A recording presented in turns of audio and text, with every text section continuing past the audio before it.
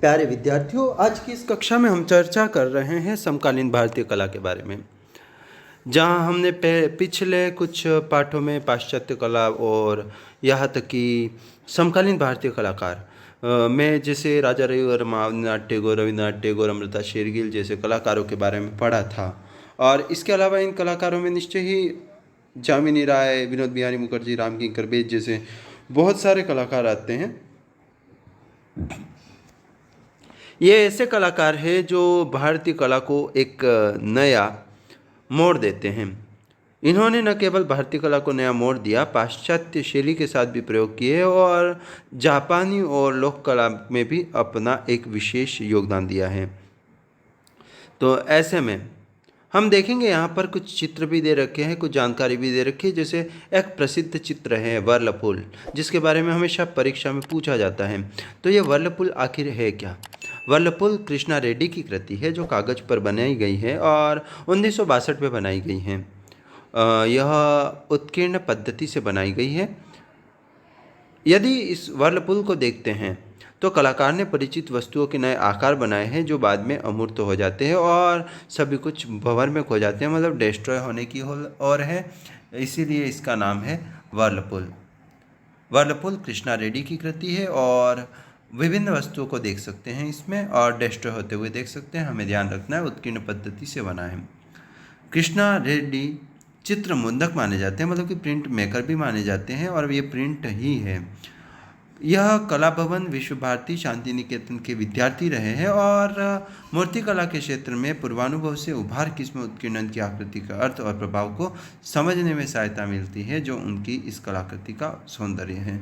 मतलब कि यहाँ पर जो उत्कीर्ण वाली बात होती है, प्रिंट मेकिंग की बात होती है, ये यहाँ पर देखने को मिलती रहती है। मूर्तिकला का भी भाव है तो कहीं ना कहीं प्रिंट मेकिंग का भी भाव है। कृष्णा रेड्डी ने वर्लपूल चित्र मुद्रण में किस तकनीक का काम लिया है? तो उत्कीर्ण आकृति कागज पर बनाई गई है। और कृष्णा रेड्डी के किस प्रकार के पूर्व अनुभवों से उत्कीर्ण आकृति में उनके सहायक सिद्ध हुए हैं?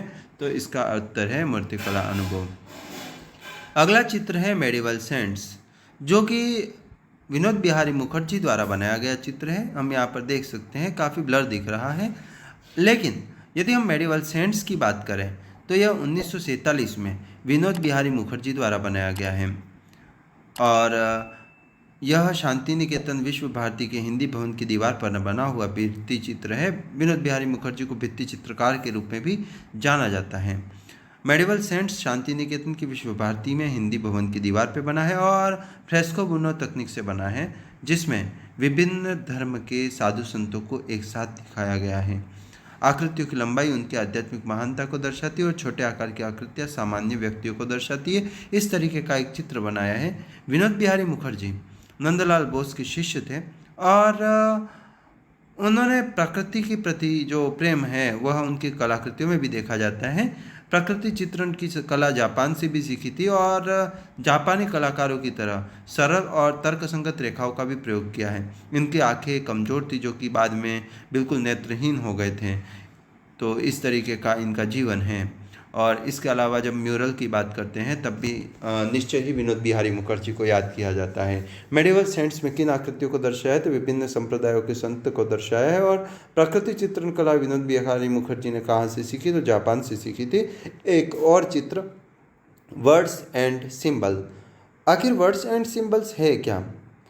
तो KCS पणिक्कर ने एक चित्र बनाया है जो कि लकड़ी के बोर्ड पर बनाया गया है और ऑयल कलर से बनाया गया है। 1965 में बनाया गया ये चित्र, जिसमें शब्द और साथ में प्रतीक देखे जा सकते हैं।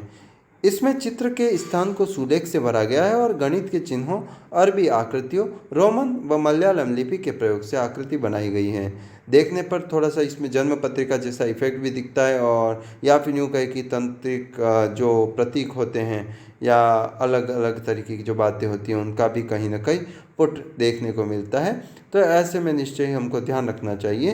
अब यहाँ पर जो हम देख रहे हैं KCS पणिक्कर, तो ये भी है। अब वह दक्षिण भारत में समकालीन कला आंदोलन के प्रणेता के रूप में जाने जाते हैं और मद्रास स्कूल ऑफ आर्ट में बंगाल की विचारधारा के गुरु DP राय चौधरी के शिष्य भी हैं। उनकी शैली यथार्थवाद से लेकर ज्यामिति तक पहुंची है और उन्होंने चोल कलामंडल की स्थापना की चेन्नई में, जो कि भारत के प्रथम कलाग्राम के रूप में जाना जाता है। केसीएस पनिक्कर द्वारा स्थापित चोल कलामंडल। आप सभी को ध्यान रखना है, चोल कलामंडल भी परीक्षा में काफ़ी बार पूछा जाता है। प्रश्न, केसीएस पनिक्कर ने अपने प्रारूप में किन प्रतीक चिन्हों, आकृतियों और सुलेख का उपयोग किया है? तो गणित के चिन्ह, अरबी आकृतियाँ और रोमन एवं मलयालम लिपियों का प्रयोग किया है। केसीएस पनिक्कर के चित्रों में रंगों की विशेषता की बात कहें तो रंगों का महत्व बहुत कम देखने को मिलता है। केसीएस पनिक्कर द्वारा स्थापित प्रथम कलाग्राम, जो कि भारत का प्रथम कलाग्राम है, उसका नाम बताना है तो चोल कलामंडल, जो कि चेन्नई के पास है। एक और पेंटिंग जिसका नाम है लैंडस्केप इन रेड, ये फ्रांसिस न्यूटन सुजा द्वारा निर्मित है। ये सुजा जो है वो प्रोग्रेसिव आर्टिस्ट ग्रुप, जो प्रगतिशील कलाकार ग्रुप के कलाकार हैं, उनमें से एक है, जिसमें हुसैन भी थे।